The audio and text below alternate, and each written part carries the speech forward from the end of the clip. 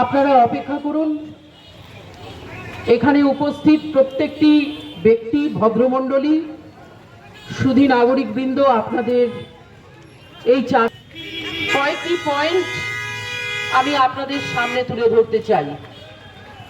চাষিদের সমর্থন করেন তৃণমূল বিধায়ক সাবিত্রী মিত্র। ক্ষুব্ধ এলাকাবাসী। ক্ষুব্ধ কি? তৃণমূল প্রশাসনের উদাসীনতায় মানিকচক বুতনি জুড়ে রাস্তাঘাটের বেহাল অবস্থা, বিপর্যস্ত জনজীবন, তাই তো? বিডিও ও স্থানীয় পুলিশ প্রশাসন বন্যার ত্রাণ হোক বা যে কোনো কাজ কাটমানি ছাড়া কাজ হয় না। দায়ে তৃণমূল নেতা রফিকুল ইসলাম ওরফে ঢেলু আজীবন কারাদণ্ডে দণ্ডিত। তৃণমূল আমলে ধ্বংস মহিলা শিশুদের নিরাপত্তা, উগ্রিত কাজের অভাবে জীবিকার জন্য পরিযায়ী শ্রমিকে পরিণত এলাকার যুব সমাজ। তৃণমূল সরকারের তরফে নেই। তৃণমূল সরকারের ভূতনি দিয়ারাম সম্প্রদায়কে জাতিগত শংসাপত্র দেওয়ার প্রতিশ্রুতি পূরণ হয়নি আজ অবধি,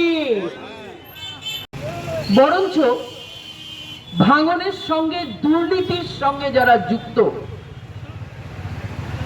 তাদেরকে লিডারশিপ দেওয়ার জন্য তাদেরকে হয়েছি। আমরা অপোজিশন বিধায়ক হিসাবে কাজ করি, কিন্তু রাজ্যের শাসক দলের সঙ্গে থাকার সৌভাগ্য। জনতা পার্টি যে চার্জশিট প্রস্তুত করেছেন সেই চার্জশিট বর্তমান সরকার কেন্দ্রের আমাদের দাবি আছে, আমাদের সরকার আসলে দমকল কেন্দ্র হবে। হাওয়াজান ব্রিজ ছুটে আছে এখানে, অর্থাৎ এগুলা কথা দিয়ে কিছু করেনি, মিথ্যা প্রতিশ্রুতি, শুধু লুটরাজ আর কাটমানি এই কাজগুলোই করেছে। কি করেছে আপনারা শুনেছেন আমাদের বিধায়িকা শিরূপা মিত্র চৌধুরী মহাশয়ার কাছ থেকে। পাল্টানো দরকার, পাল্টানো দরকার, পাল্টানো দরকার। বাঁচতে চায়, বাঁচতে চায়, বাঁচতে চায়। পাল্টানো দরকার, পাল্টানো দরকার।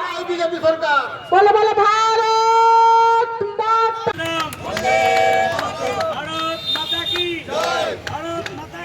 মানিকচক বিধানসভার চার্জশিট পেশ করবেন আপনাদের সামনে।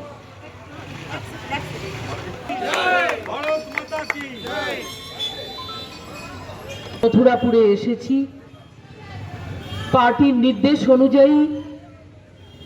আজকের এই কথা, সেই কথা মানুষের কাছে পৌঁছে দেয়া বর্তমান শাসক দল তথা তৃণমূল নেতৃত্ব, বিশেষ করে মানিকচক বিধানসভায় তাদের যে গত 5 বছর বিষয়টা তুলে ধরার জন্যই ভারতীয় জনতা পার্টির একটি বিশেষ পয়েন্ট আমরা আজকে পেশ করব। আপনাদের সামনে বলতে চাই, মালদার, আমরা মালদা জেলা থেকে আমাদের বিধায়ক বন্দে মাতরম, নরেন্দ্র মোদী জিন্দাবাদ, নরেন্দ্র মোদী জিন্দাবাদ,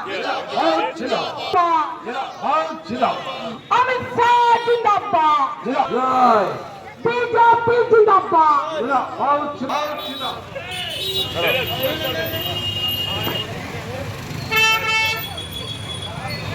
আমি আজকে যে কার্যক্রমে আপনাদের সামনে এসেছি সেই কার্যক্রম হচ্ছে মানিকচক বিধানসভায় চার্জশিট পেশ করা। মানিকচক বিধানসভার যে চার্জশিট পেশ করা, সেই চার্জশিটের অর্থ হলো যে এখানে বিজেপির জনপ্রতিনিধি নেই, এখানে শাসক দলের জনপ্রতিনিধি আছে। তার সত্ত্বেও ভাঙন রোধ হয়নি। আমি ইংরেজবাজারের বিধায়ক আছি, কিন্তু আমি শাসক দলের বিধায়ক নই। আপনারা জানেন রামকেলির মেলাতে পর্যন্ত বা 26শে জানুয়ারির প্যারেড পর্যন্ত বা দুর্গা বিসর্জনের প্যারেডেও আমাদের ভারতীয় জনতা পার্টির বিধায়কদের ডাকা হয় না।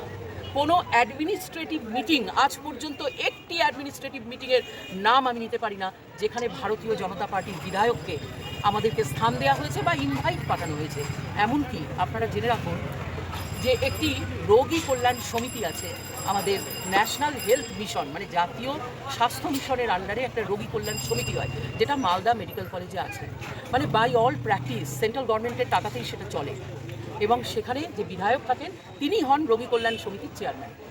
কিন্তু যেহেতু বিজেপির বিধায়ক রয়েছে তাই কাজটা সঁপে দিয়েছেন মাননীয় মুখ্যমন্ত্রী ডিএম সাহেবের হাতে, যেন আমরা সাধারণ মানুষের সেবা করতে না পারি। সুতরাং এই প্রশ্ন আমি জানি যারা আমাদের বিরোধী পক্ষ তাদের তো কিছু প্রশ্ন করতেই হয়, তারা সেই প্রশ্ন করবে, কিন্তু আমাদের প্রশ্ন হচ্ছে যারা শাসক দলের বিধায়ক তারা কি অ্যাচিভমেন্ট দেখিয়েছেন, তারা কি কাজ করেছেন এবং তাদের দ্বারা আমরা কি বেনিফিট পেয়েছি। আমরা ৭৭ জন, তার মধ্যে আমরা এখন রয়েছি প্রায় ৬০-৬৫ জন, আর ২৯৪টি বিধানসভায় কোথায় কোন কাজটি হয়েছে তার একটা হিসাব কিতাব আমাদের দিতে হবে। অভিযোগ নিয়ে আমি এখানে গল্প করতে আসিনি, তৃণমূলকে জিজ্ঞেস করুন, ওনাদের অভিযোগের গল্প ওনারা বলবেন। আমরা আমাদের চার্জশিট পেশ করলাম, আমাদের দলীয় কর্মসূচি করলাম, আমরা এখানেই আমাদের অন্য দল কী